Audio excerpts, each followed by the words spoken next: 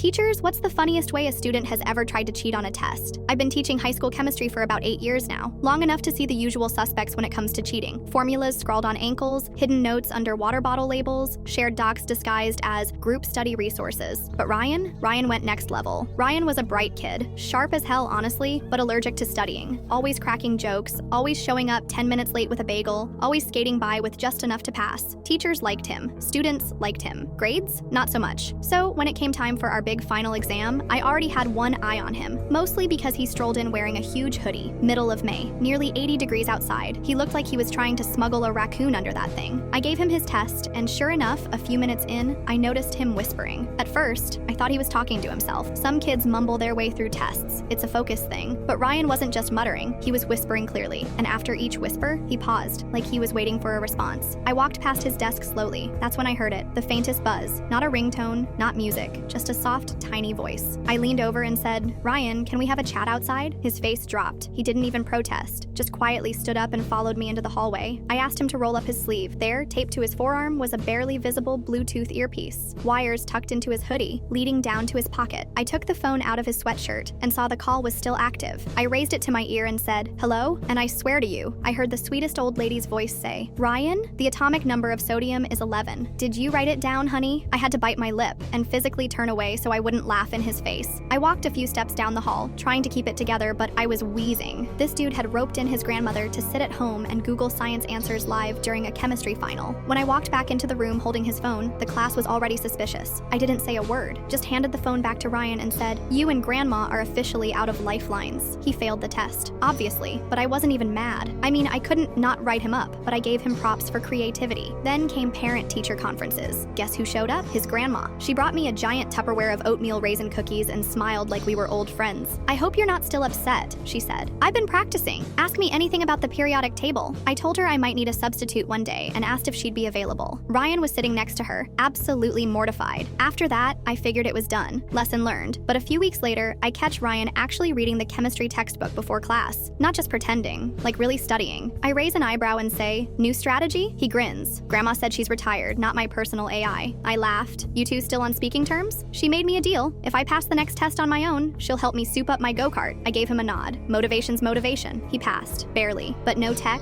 no whispers, just one proud grandma in the parking lot after school, giving him a high five and handing over a chrome spoiler.